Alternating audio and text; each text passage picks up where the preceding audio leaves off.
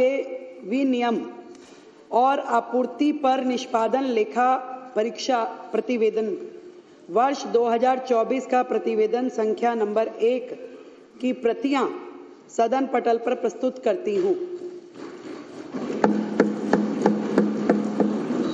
सभी सदस्यों को वितरित की जाए प्रति सीएजी की रिपोर्ट। माननीय सदस्यगण, मैं आपको भारत के नियंत्रक महालेखा परीक्षक की रिपोर्ट को सदन में प्रस्तुत करने से संबंधित पृष्ठभूमि से अवगत कराना चाहता हूं। सदन में सदस्यों को सीएजी रिपोर्ट पर चर्चा करने में सहायता करने के लिए इसको उजागर करना जरूरी है, क्योंकि उक्त रिपोर्ट अब सदन के विचाराधीन है। यह इसलिए भी महत्वपूर्ण है क्योंकि सदन के कई सदस्य पहली बार चुनकर आए हैं और इस पृष्ठभूमि की जानकारी मिलने से उन्हें रचनात्मक ढंग से चर्चा में भाग लेने में मदद मिलेगी।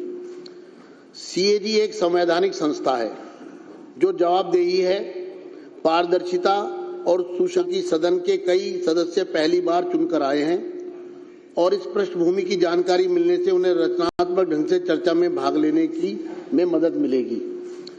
सीएजी एक संवैधानिक संस्था है जो जवाबदेही है, पारदर्शिता और सुशासन को बढ़ावा देती है।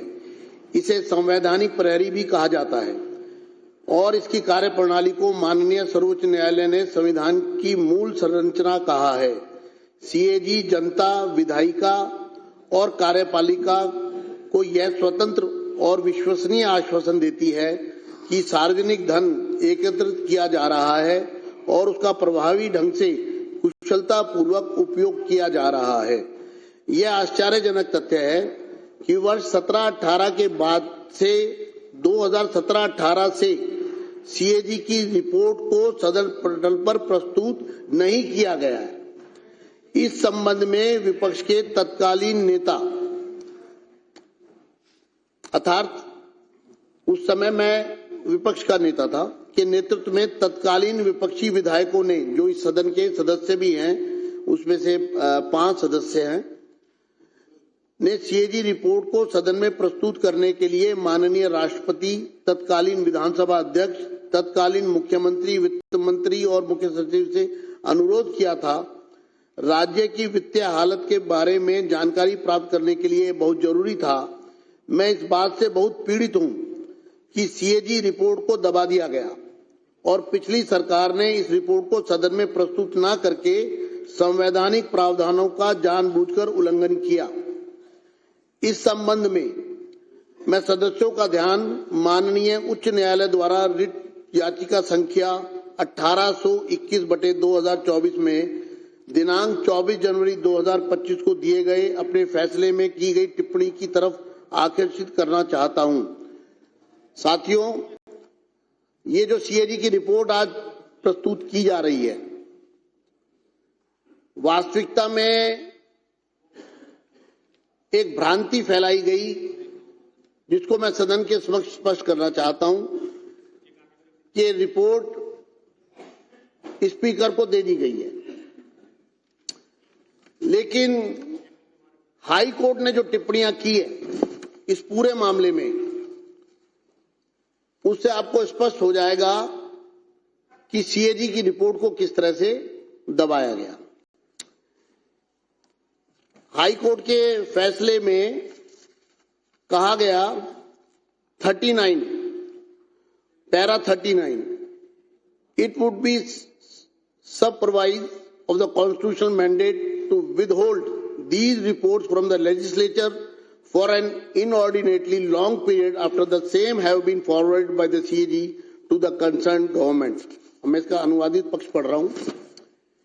इन रिपोर्टों को सीएजी द्वारा संबंधित सरकार को भेजे जाने के बाद इन्हें विधायिका से अर्थात सदन से सदस्यों से बहुत लंबे समय तक रोके रखना संवैधानिक जनादेश के विरुद्ध होगा। ये हाई कोर्ट की टिप्पणी है। दूसरा,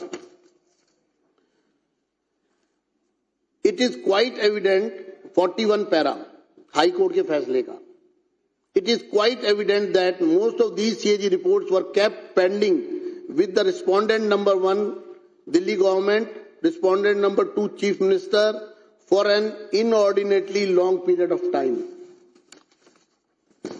यह स्पष्ट है कि इनमें से अधिकांश सीएजी रिपोर्ट प्रतिवादी दिल्ली सरकार और प्रतिवादी मुख्यमंत्री के पास लंबे समय तक लंबित रखी गई।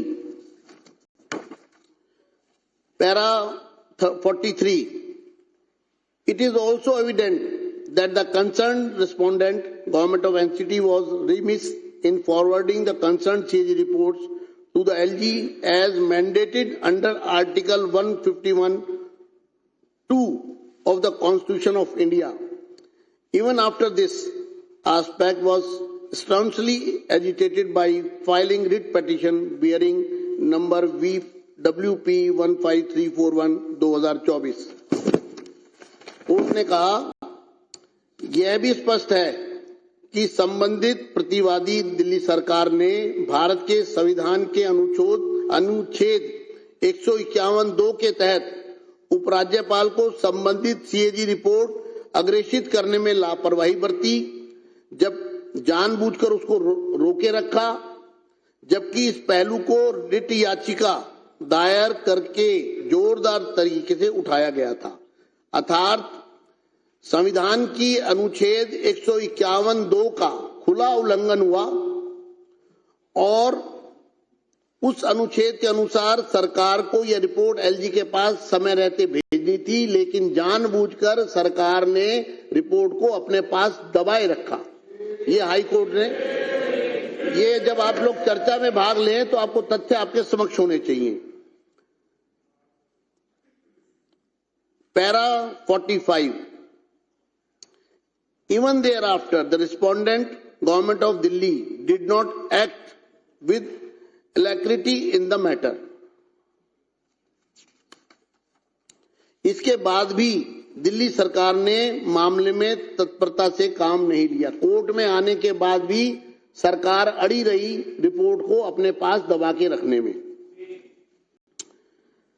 46 ये हाई कोर्ट की टिप्पणियां पढ़ रहा हूं जो किस प्रकार से संवैधानिक शक्तियों का उल्लंघन हुआ है, किस तरह से रिपोर्ट को छुपाया गया है। 46 It is quite evident there has been an inordinate delay on the part of the respondent, Government of Delhi, in taking requisite steps for laying the CAG reports before the Legislative Assembly. The sequence of events and the timeliness reveal a disdainful disregard by the Government of Delhi of its constitutional obligation. यह बिल्कुल स्पष्ट है, high court कहता है, यह बिल्कुल स्पष्ट है कि प्रतिवादियों दिल्ली सरकार की ओर से विधानसभा के समक्ष सीएजी रिपोर्ट रखने के लिए अपेक्षित कदम उठाने में अत्यधिक देरी की गई। घटनाओं का क्रम और समयबद्धता प्रतिवादियों राष्ट्रीय राजधानी क्षेत्र दिल्ली सरकार द्वारा अपने संवैधानिक दायित्वों के प्रति तिरस्कारपूर्ण उपेक्षा को दर्शाते हैं। अर्थात दिल्ली सरकार ने संवैधानिक दायित्वों का तिरस्कार किया, ये हाई कोर्ट की टिप्पणी में कहा गया रिपोर्ट को पेश न करके। ये माननीय These are the words of the Honorable High Court. These are very critical.